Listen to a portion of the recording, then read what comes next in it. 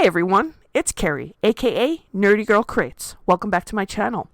Today is Indie Friday, and we're going to take a look at Creed Reimaginary numbers 1 and 2 by Trent Kaniuga, published by All Caps Comics.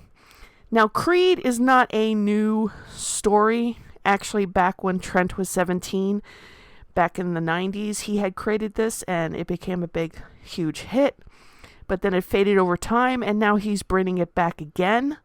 It focuses on Mark Farley, a 17-year-old comic book creator, and he documents his travels into the dream world dimension. Now,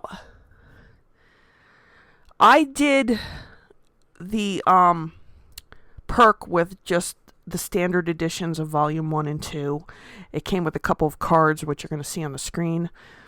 I did not do the Cyberfrog versus Creed cover or any of the other variants. Now, this is still available on Indiegogo, so it's in demand. If you're interested, I will throw the link down below. So let's talk about Creed Reimaginary. What did I think of this book? Well, we're going to start with my all-time favorite art. And first off, these covers are beautiful.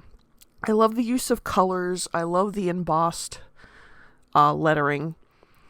I love that the book itself is very professionally done. Like, it's not cheap paper or covers. I love how he uses purples and reds and blues and greens for his covers. Now, as for the interior, the colors come off a bit more muted, and not that that's bad, but I think this is more of a personal preference.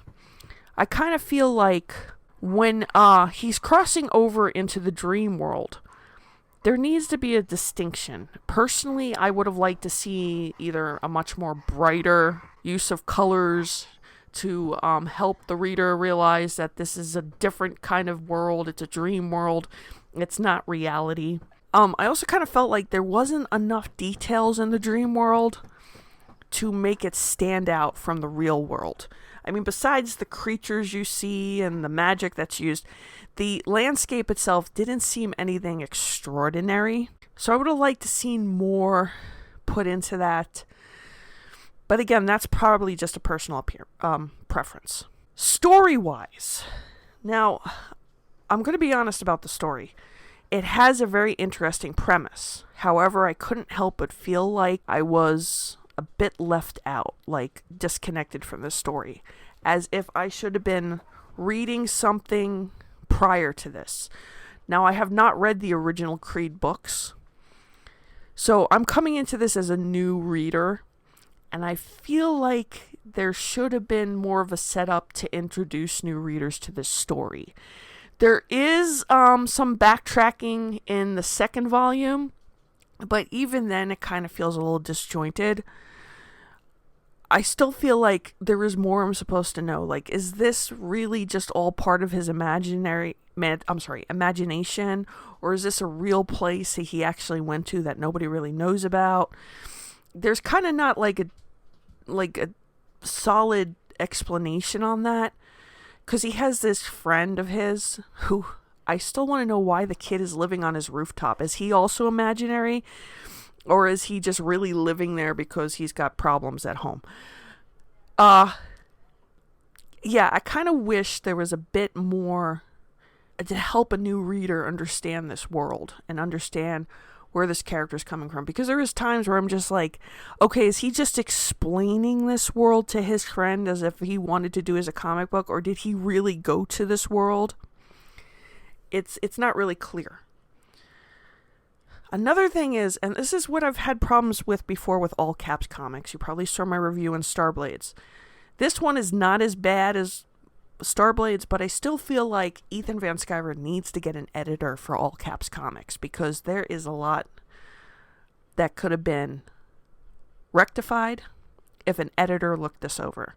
Like, I think the story wouldn't have been as, like, all over the place, and I think a lot of the grammar issues in here, again, not as bad as Starblades, would have been caught. For example, there's a part where the main character is talking to the lamp guy, And the guy, he's asking the guy, where have you been? And he goes, I've been blocked away. And as you read on, you realize they meant locked away, not blocked. And again, I think if Ethan really wants this company to grow and expand with more titles from different artists and writers, he has to get an editor. Even if he hires somebody just independently outside, or if he hires somebody permanently in-house, he really does need an editor for these books. Overall, I think this could be a really good story. I just feel like I'm coming into the middle of something. I really would have liked more of a introduction, like Ethan did with the Cyberfrog comics. Tell me, have you read Creed Reimaginary? What did you think? Do you agree with me? Do you disagree? Let me know down below in the comments section. And don't forget to like, share, subscribe, hit that notification bell, and I will see you on the next video. Bye.